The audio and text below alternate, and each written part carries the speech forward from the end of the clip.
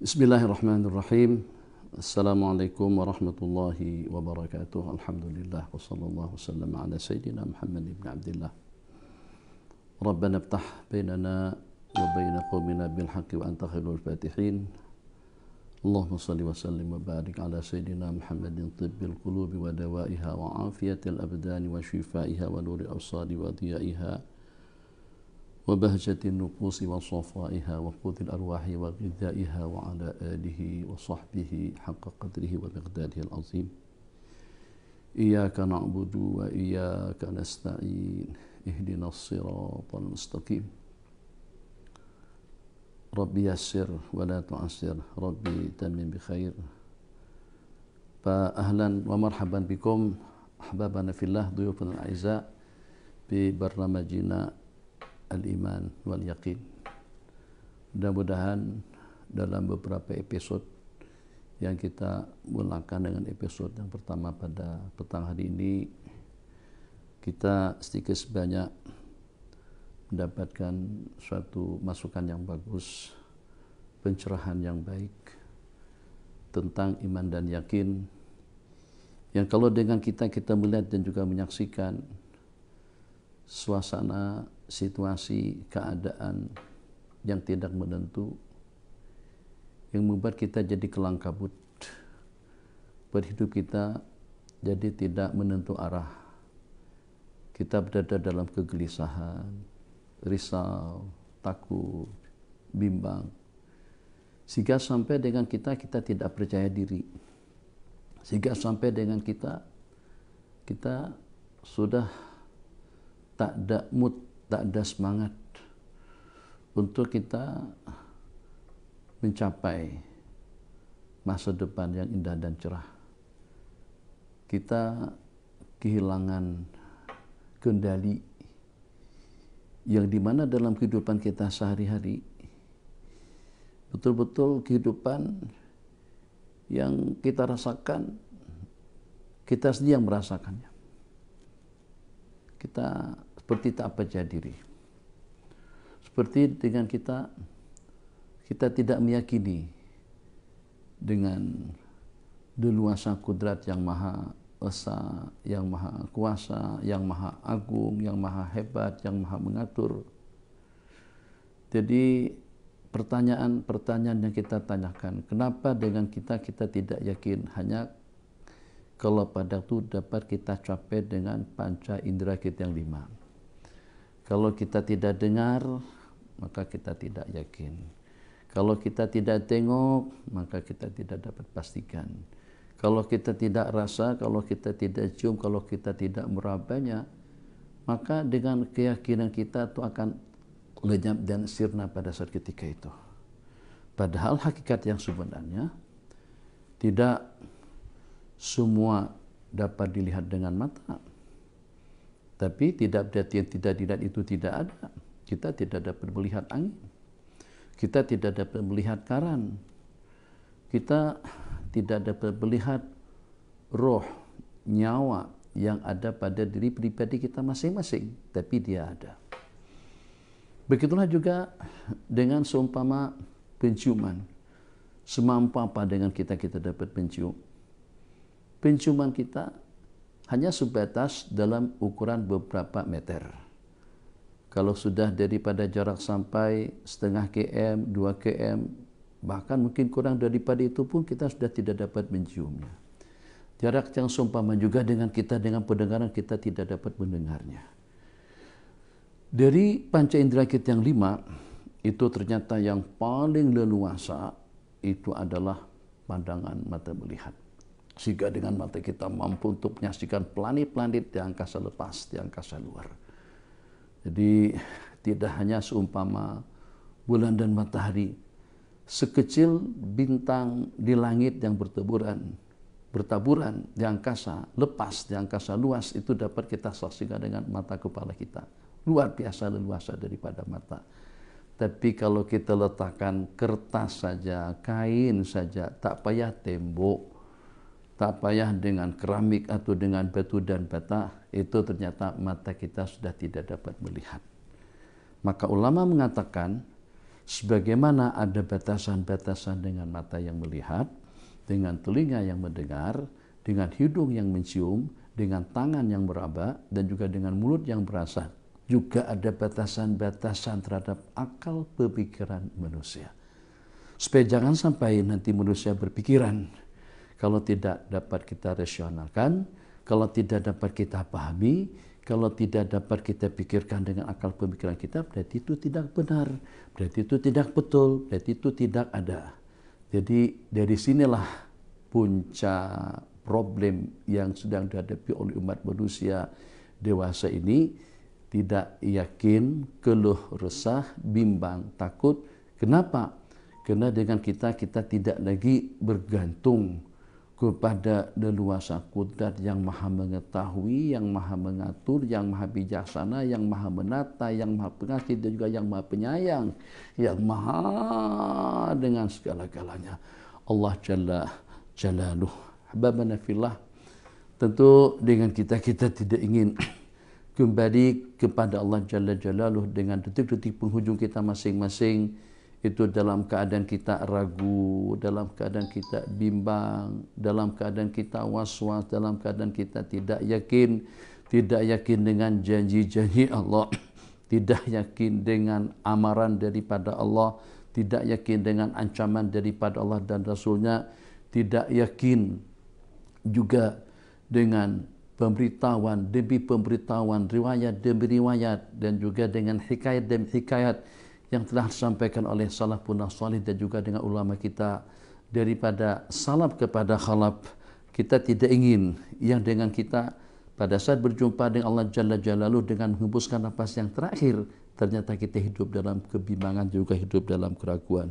Kita harus merenung, kita harus berpikir, kita harus merancang, dan pertanyaan yang patut kita tanyakan pada diri pribadi kita masing-masing, ila aina nadhab, kemana kita akan pergi. Kita harus temukan al-hal, kita harus temukan solusi dan juga jalan keluar terhadap kebingungan yang melanda umat dewasa ini, dan juga ketidakyakinan, ketidakpercayaan kita dengan janji-janji Allah atau dengan wahyu dan juga dengan hadis-hadis yang diriwayatkan. Ini bukan di kalangan orang awam, bukan di kalangan kita yang tidak mengaji, bukan dengan kalangan kita yang tidak pernah menadah ilmu atau menadah kitab talaki dengan para masyaikh. Ini juga di kalangan kita cendekiawan kita, tutuk guru kita, ulama-ulama kita, intelektual kita pun juga musibah yang sama, problem yang sama, masalah yang sama yang sedang kita hadapi, di mana dengan kita minta maaf,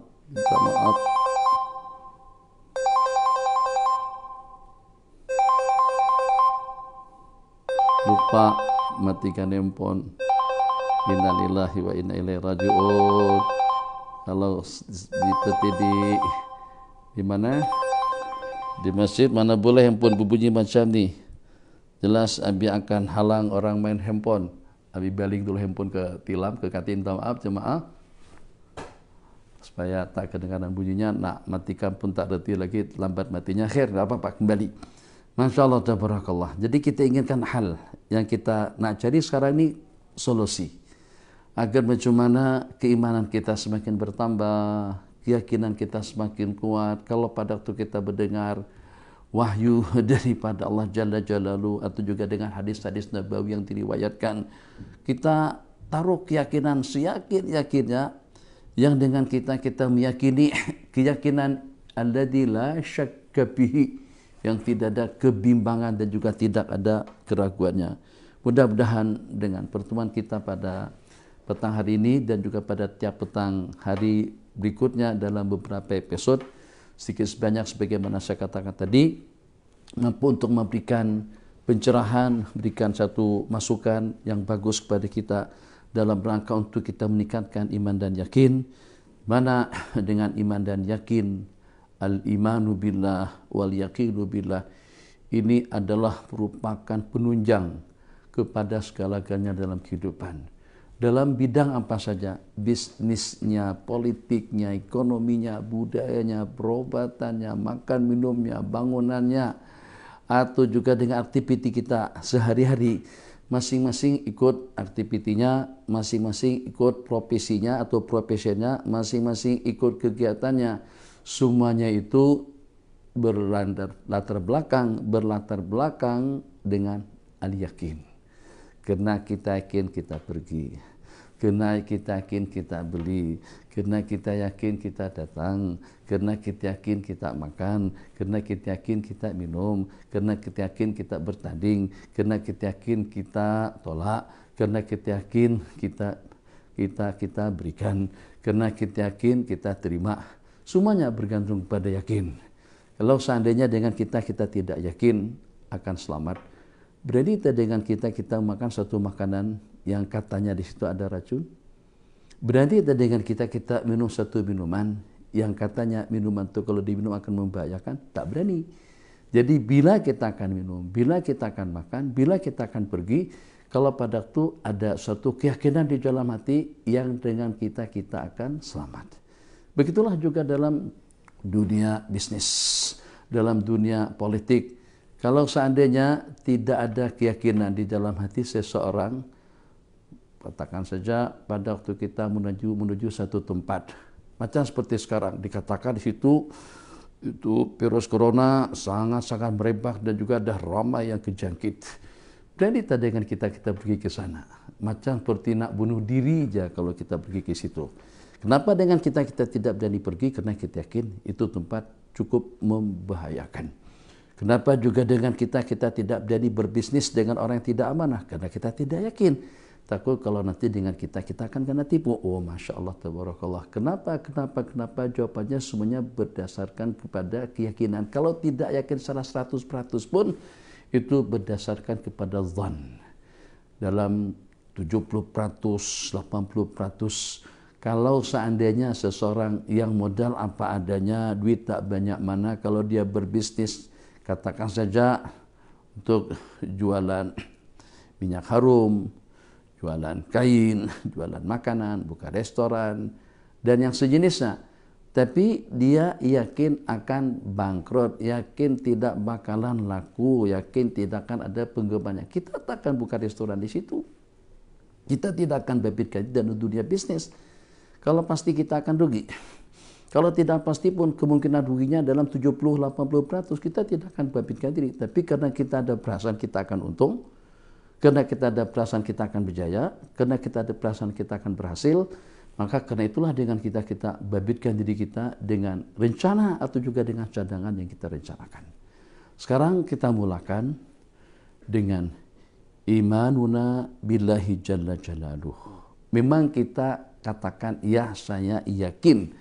Tapi apakah kira-kira keyakinan yang tidak ada syak dan juga tidak ada kebimbangannya, apakah kira-kira dengan kita yakin, memiliki satu keyakinan yang telah diungkapkan oleh sebahagian daripada para sahabat Nabi, kata mereka, kunna ta'allamu al-iman qabla al-ilm.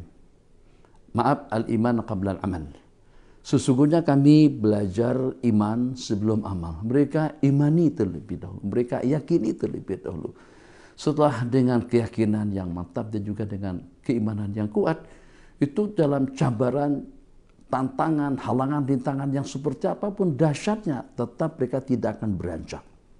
Tetap keyakinan mereka tidak akan berubah. Maka dengan kita, misal, secara santai dengan kita berbicara, amalan-amalan yang diamalkan oleh mereka. Ada yang tahajudnya sampai sepanjang malam. Ada yang sanggup mengkhatamkan Al-Quran saban hari. Ada yang puasa saban hari kecuali pada hari-hari yang terlarang. Ada yang berani menginfakkan seluruh harta kekayaannya. Ada yang tidak ada rasa bimbang, risau dan takut, bahkan menangis kalau sampai tidak dibabitkan. Itu dalam peperangan fisabilillah. Menangis kalau pada saat ketika tidak dikusertakan. Kalau dengan kita jadi sedih. Kenapa kita terdaftar? Kenapa dengan kita diberangkatkan? Kenapa dengan kita justru kita yang ditunjuk?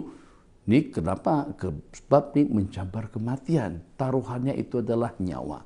Nah, kenapa sampai dengan para sahabat Nabi kita tidak pernah melepaskan amalan sunnah sekecil apapun? Tidak pernah meninggalkan kewajiban yang diwajibkan Allah kepada mereka dengan alasan dan juga dalam keadaan yang seperti apa saja. Semampu yang mereka laksanakan, mereka buat. Kenapa juga dengan mereka tungkus lumus, sehingga sampai terjejas sebagian daripada keperluan hidup, kurang tidur, kurang rehat, kurang santai dan lain sebagainya. Itu dalam rangka untuk mengamalkan amalan-amalan sunat, atau dalam rangka untuk bakti dantar kepada Allah Jalla Jalaluh. Sebab yang berpangkalan, yang bersemayam di dalam hati mereka itu adalah al-yaqinu billah, al-imanu billah, beriman kepada Allah. Allah Maha Kuasa, Allah Maha mengatur, Allah Maha berkehendak, Allah Maha mengetahui, Allah Maha bijaksana, Allah Maha pengasih, Allah Maha penyayang, Allah Maha dengan segala-galanya. Pada waktu kita wujudkan perasaan yang seperti itu di dalam hati kita, bahwasanya Allah Maha dengan segala-galanya, seperti pada waktu kita dalam percaturan politik, atau pada waktu kita dalam dunia bazar, pada waktu kita dalam dunia bisnis. Ini kalau bazar Ramadan, kalau jualan bulan Ramadan, yang walaupun setakat jualan pisang goreng kah, ayam goreng kah, ayam gulai kah, juga masak kurma kah, masak apa saja, semua masakan laku. Ini sudah kita tengok, karena kita yakin, pedagang tadi itu yakin, jualan martabak laku, keripap laku, donat laku, apam balik pun juga laku. Masya Allah, tabarakallah. Yang itu jualan budu. Kenapa? Karena dia tahu banyak peminat-peminat budu, banyak peminat-peminat ikan kasam, berani jualan. Kenapa? Kena yakin. Masya Allah, tabarakallah. Maka pada saat ketika dengan kita diberikan peluang untuk mendapatkan keuntungan yang berlipat ganda di bulan Ramadan. Yang pertama habis, yang kedua untungnya banyak. Kira-kira esok harinya, apakah dengan orang tadi itu santai, ngelamun, tak ada mood, tak ada semangat? Enggak. Belum lagi waktu berjualan, sudah pergi ke pasar. Belum lagi bazar Ramadan itu dimulakan. Pasar Ramadan itu bermulanya pada pukul 3 ke bawah, dekat-dekat masa buka puasa, tapi daripada pukul 8 pagi sudah standby. Apa yang bakalan akan dijual, apa yang bakal akan dipajangkan, apa yang bakal akan kita tawarkan. Sejak daripada pukul 12 sudah standby dengan kita menuju tempat pasar malam, persiapkan segala-galanya. Kenapa? Sebab itu menguntungkan. Begitu. Jadi dengan kita selama kita mendapatkan keuntungan yang lebih banyak, sokongan yang lebih banyak, duit yang lebih banyak, maka dengan kita tidak akan mengabaikannya. Keyakinan seperti itu ada dengan para sahabat dalam dunia ibadah, dalam dunia zikir, dalam dunia amalan. Karena dengan mereka mengetahui, misalkan saja, kalau pada waktu kita meyakini Allah Maha Pengasih dan Maha Penyayang, Rahman Rahim, Bismillahirrahmanirrahim, Ar-Rahman Ar-Rahim, Maha Pengasih dan juga Maha Penyayang.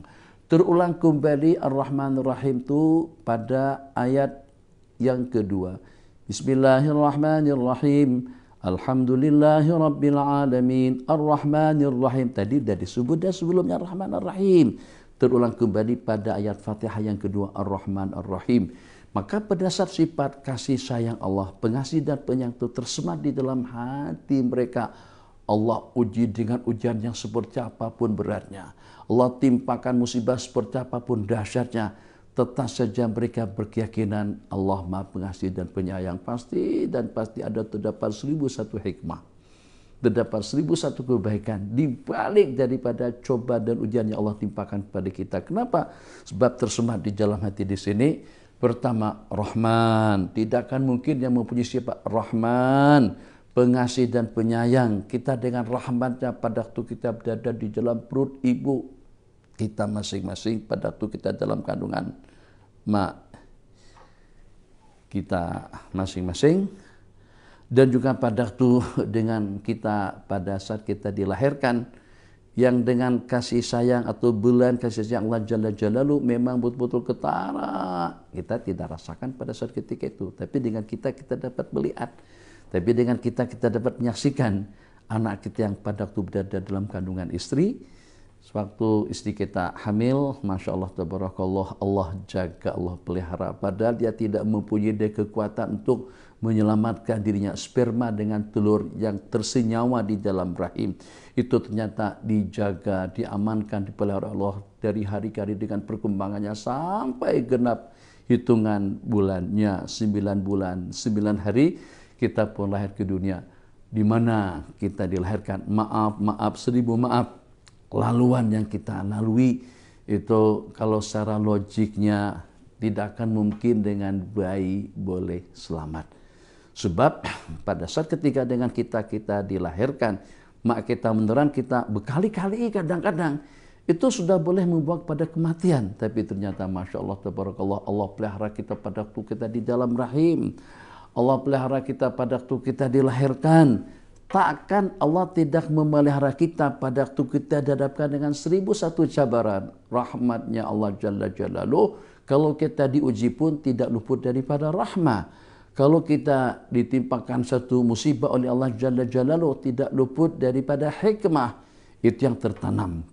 Dan itu yang bergelora di dalam hati, yang tersemat di dalam benak hati kita masing-masing saat ketika kita meyakini Allah mempunyai sifat Ar-Rahman Ar-Rahim, Al-Mudabbir, yang maha mengatur, Mudabbir Hakim, bukan setakat maha mengatur saja tapi juga maha bijaksana.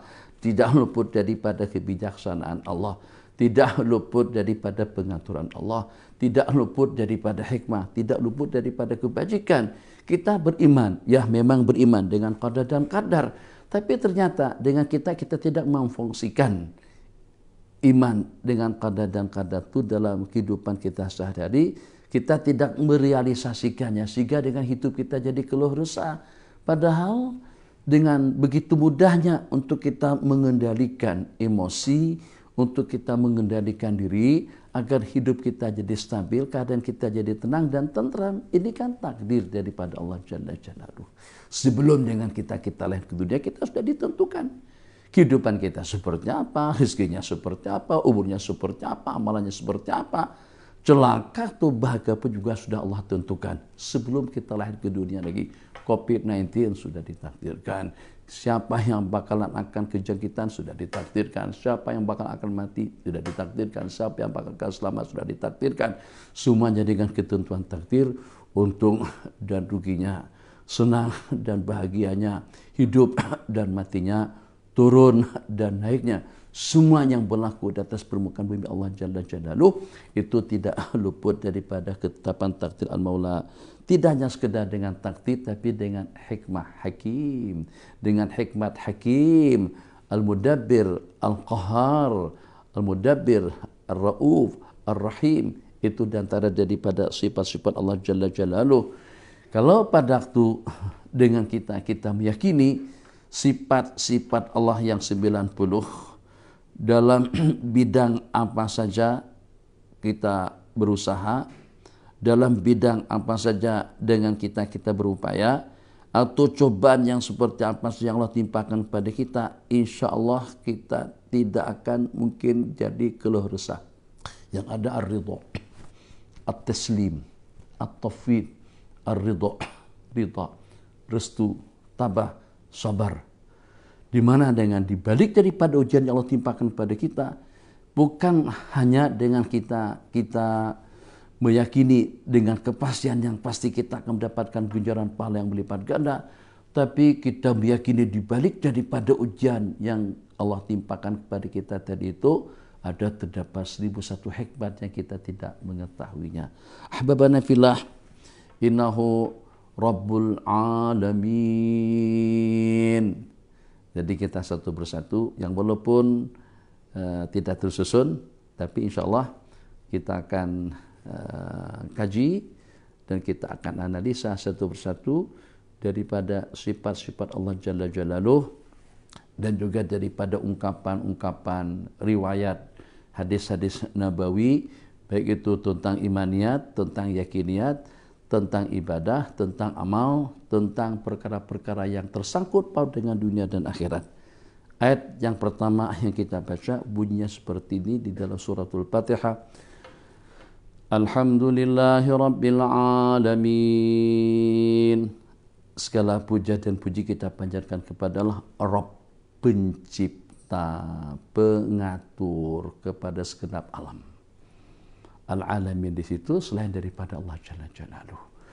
Sekarang kita nak bertanya kepada diri pribadi kita masing-masing, yakinkah kita dengan Allah sebagai Rabb, sebagai pencipta? Yakinkah kita dengan Allah Jalla Jalaluh itu sebagai Maliki Yaumiddin, Malikud dunia wal akhirah, yang memiliki dunia dan akhirat? Apakah ada kebimbangan dan keraguan pada diri pribadi kita masing-masing, seperti apapun level tahapan keilmuan kita, tentang air, siapa yang menciptakan? Tentang udara, siapa yang menciptakan? Tentang planet, siapa yang menciptakan? Tentang bumi, siapa yang menciptakan?